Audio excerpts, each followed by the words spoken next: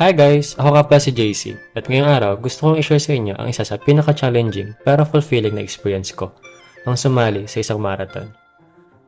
Matagal ko na talagang gusto sumali sa marathon, hindi lang para sa fitness kundi para rin i-challenge ang sarili ko, physically, mentally, at emotionally.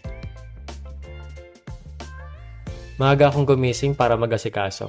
Promise, pinilit ko kahit napuyat gagawa ng mga pending ko pang gawain. Sa araw ng marathon, kabado pero excited ako. Ang daming runners, iba't ibang edad, iba't ibang kwento, pero may isang goal, na matapos ang takbuhan. Habang tumatakbo, may mga oras na gusto ko nang huminto, pero bawat takbang, iniisip ko, bakit ko ba ito sinimulan? Pagod na ako? What if umuwi na? Joke! Dahil wala naman akong choice, natapos ko ang marathon. Charot! Pero hindi dahil sa bilis ko, kundi dahil sa determination. Na-realize ko na kaya pala ng katawan natin kung maniniwala lang tayo sa sarili natin.